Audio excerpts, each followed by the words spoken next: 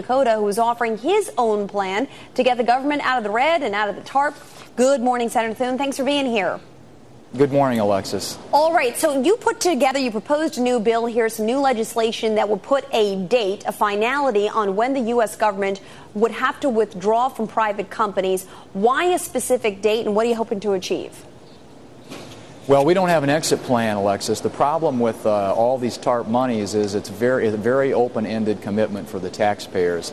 And this could go on indefinitely. What we've seen in the past is when the government intervenes, oftentimes there's no end date to this. And we think we need an exit plan. What this does is it puts a firm deadline out there.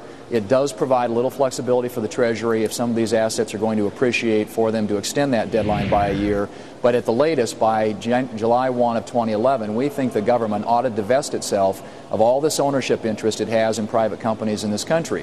What we're seeing this week is, and what we've been seeing for the past several weeks, is what happens when politicians and bureaucrats substitute their judgment for the judgment of business decisions. You get all kinds of inherent conflicts of interest, and that shouldn't be what's driving our economy. What drives our economy ought to be the business judgment of people who are out there trying to create jobs and make our country more prosperous. One of the provisions of the bill is a prohibition, basically, of future acquisitions of company by the government.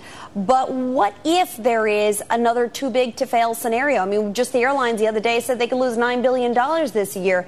Do you want to prevent any future government intervention altogether? I don't think we want to have another TARP-like program. Now, there are lots of tools that the federal government has, and obviously the Federal Reserve is exercising many of those. And the agencies of government can make loans, guaranteed loans. They can provide tax incentives, tax relief. There are things that Congress can do. But I don't think that we need to have another program like this. Of course, if there's an emergency, Congress can act. But there isn't any way of winding down this current program. And I think the American people are growing increasingly restless with the fact that the government, federal government, is taking a bigger and bigger share and more control of our economy.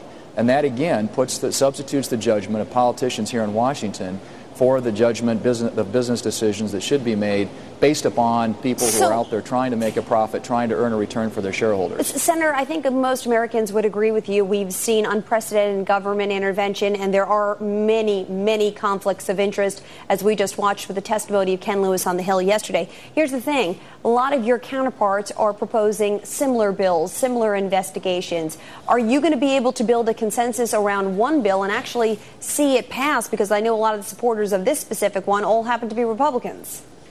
I had an amendment that I offered to a bill here recently, Alexis, that failed by one vote, that said that that the federal government should not recycle TARP money. And of course, Secretary Geithner is planning on doing that. What my bill does, mine is the clearest, cleanest deadline. It actually sets a firm deadline for the government to get out of this. It creates an exit strategy that we can now shoot for. And I hope that there will be consensus that builds around one of these solutions. I happen to think that this is the best one because it gets the federal government completely out of the ownership of private companies and the decision-making, day-to-day decision-making when it comes to their management. Realistically speaking, we call it government motors now, not General Motors, but that's what a lot of people are calling it. Can you really get out with a deadline, with a date? I mean, is that fair in this environment? We'd love to see it. But is it in the best interest necessarily of the U.S. taxpayer if we want to see our investment pay out, and get return on equity? The CBO has estimated we're only going to get 49 cents on the dollar back on the TARP monies that are already out there. And I think you can group these assets into three categories. Those that are already returning, getting a return for the taxpayers, and some of that's being paid back. Those that in the next couple of years may actually yield a return for the taxpayers, and those that are never going to yield a return. And I think that we've given the Treasury the amount of flexibility that they need to make those determinations in the next couple of years. But if you don't have a firm deadline out there, this is never going to happen. The federal government is going to be in this business indefinitely, and I don't think that's a good thing for the American economy. I don't think it's a good thing. I think it kills our entrepreneurial spirit in this country, and it kills job creation. We need to get the government out and allow the private sector to do what it does best and allow the market to work. And I think if we don't have this sort of a deadline out there, that's never going to happen. Senator Thune, what do you think about pay-go? I think it's a gimmick. Obviously, that it exempts so many things. It exempts a lot of the entitlement programs. It exempts discretionary spending. It really, in my view, is a statutory excuse to raise taxes because Democrats here in Washington want to do that to pay for a lot of their new spending. But pay-go is simply nothing more than a gimmick that's used as a political fig leaf to give people here in Washington who want to spend more money an opportunity to say, well, we're being fiscally responsible. It hasn't worked in the past, it won't work in the future, and so it's nothing more, nothing less. How do we balance the budget then?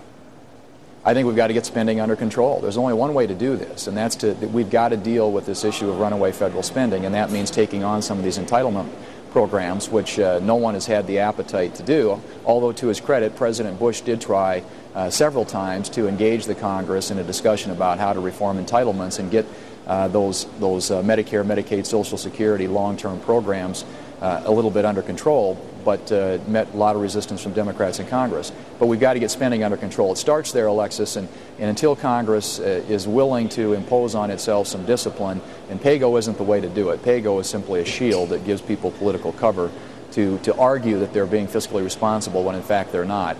Congress has to make some hard decisions. I frankly think that there are lots of other ideas that make sense. And many states have balanced budget amendments. It's something that we've debated around here for a long time. But we need some discipline imposed on the Congress because politicians spend money. That's what they do best. And right now we're spending it in record amounts. Oh, I'm glad you said that. Politicians spend money. Great way to end the segment. Senator Thune, thank you very much. Thanks for joining us this morning. Good to be with you, Alexis. Thanks.